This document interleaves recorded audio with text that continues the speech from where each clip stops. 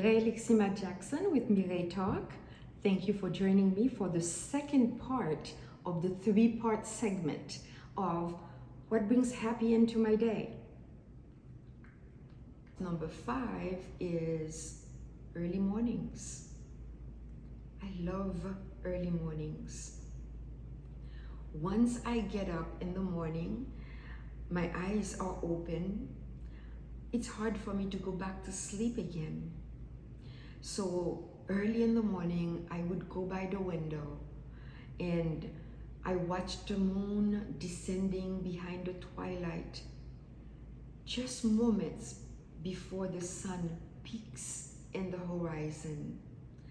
Oh God, that is beautiful. What a sight. It is gorgeous. I like the early morning hours. It sets the tone of how the rest of my day will be. You know, if I have to,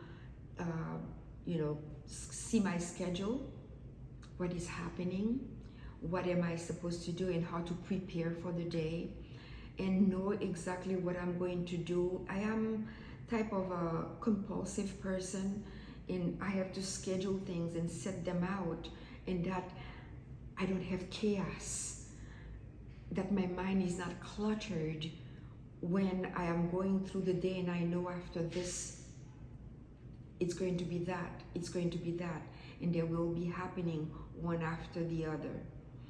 I am more productive in the wee hours of the morning. I get more accomplished between the hours of 4 a.m. and 7 a.m.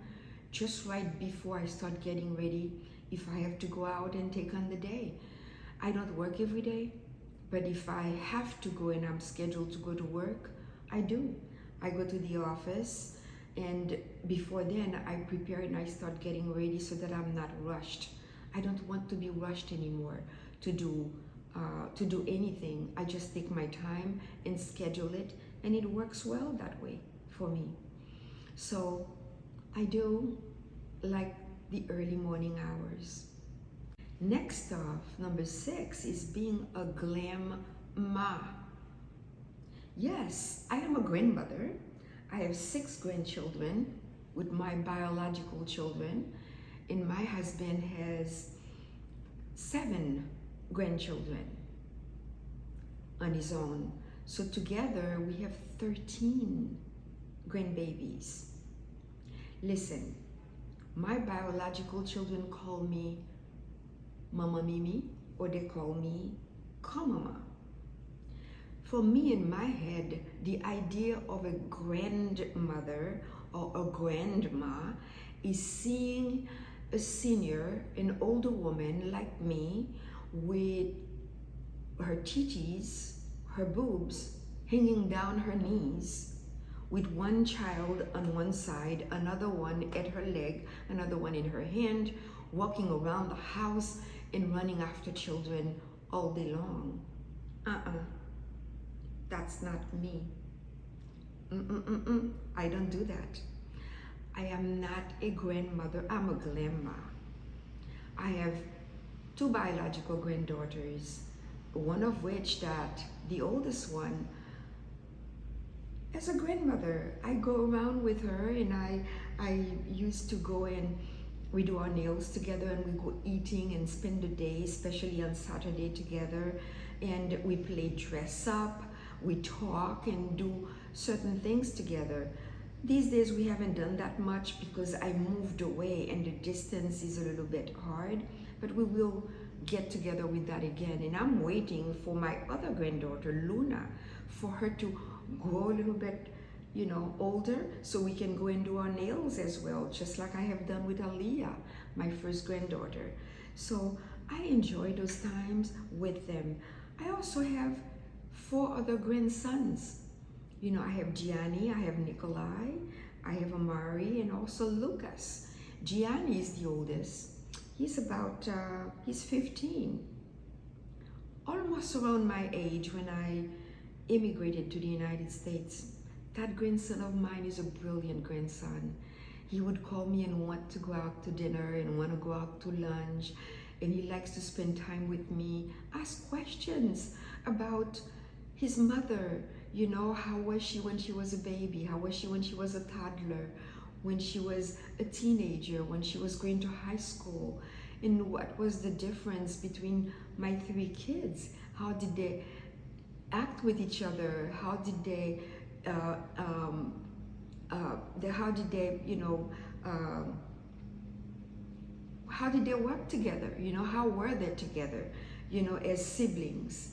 And he asked all kinds of questions. How did I meet his grandfather? And how, when I came to the United States, because when I came to the US, it was a time right after the civil rights movement. And I came in 1970. At that time, I was 74 years old. I'm sorry, 14 years old. And it was 1970. And at that time, there was still a lot of turbulence, and we would still encounter a lot of conflict and issues. He likes to ask, how did you do it, Grandmama? How was it for you? Were you able to make a lot of friends? He asked a lot of questions, and I like that. I admire that. He would like to know who he is and where he came from, and see how he develops some of his characteristics, whether they are from me, from his grandfather, from his mother, or what have you. So I like that, and I do love to spend the time. And it is my take on being grandparents to talk to the grandchildren, spend time with them. At times, they would tell their grandparents more than they would confide in their own parents, because it's more comfortable for them, possibly no judgment, and a little bit less of a personal feelings, and that would keep them from not wanting to share information. And they would tell you how their day went, what they liked, what they didn't like, how things had happened that they would like to be addressed. I believe that it is important for grandparents to have those times with their grandchildren, and it is wonderful to do that. And I talk to them all, and it is nice to spend time with them.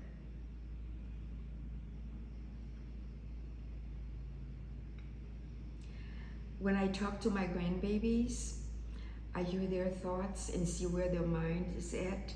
I like to compare and remember my thoughts and where I was when I was their age. Of course, the times are different now. Now, our thoughts process differs and depends greatly on what's going on at the time that, we were having whatever situations that was occurring. Our thought process is colored by our environment with so many variables and factors. So what I was thinking then and what they are thinking now, it's completely different, because we have a different era, different time zones. The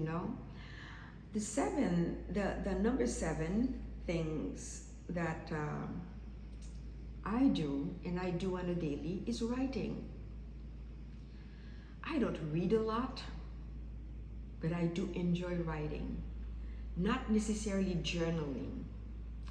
I just like to document my thoughts, and later the exuberance of revisiting what stirs my mind.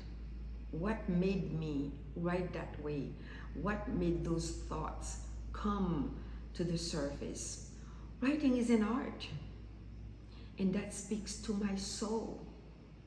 It keeps me grounded, reverberating the essence of my nature and the fickleness of the heart, stirring up my emotion. It is cathartic to release those feelings down on paper, and revealing, as it allows me the opportunity to bring those thoughts to life, or simply dismiss those that don't make the cut. When I say that, it's because that great ideas, great projects come with my thinking process, and as I document them down, and I'm able to develop them and take them a step further. So those that I do not use, I could just look at them and then think about it. It is exhilarating to revisit what was going on at the time, and that motivated or stimulated my imagination before I actually dispose of those that did not make the cut. And I think that is everything. That is everything. I'm able to re-examine myself, to look internally, to reflect on who I am and what makes me think the way that I do. I guess I do a lot of self-evaluating a lot. So that is why when I do write, I love to write, I like to write, and it gives me joy putting my thoughts in process. And that's how my thoughts on paper, that's how 7-8 years ago I began writing a manuscript, a 700-page manuscript. It is still there. It's put on the side. It's part of my bucket list. I would like for it to be published one day, once it is edited, and find a great publishing company to publish it for me. And I am just waiting for that time. It is a great novel inspired by a real story about my mother's family, my mother's mother, and my mother's grandmother, and where they came from and who they are. And it is very important to me to have written that down, but I'm waiting and I'm hopeful that they will come when it will be published. That's part of my bucket list. This concludes the second part of the 3-part segment of what makes my day and what brings me joy. And as you can see, it is early mornings, and it is being a grandma and also writing.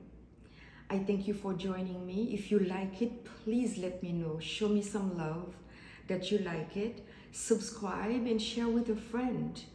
And turn on your notification for the next video drop so that you can watch the 3rd part of this segment. And I promise you, you're going to enjoy it. I'm saving the best for last. Until then, stay safe and be well.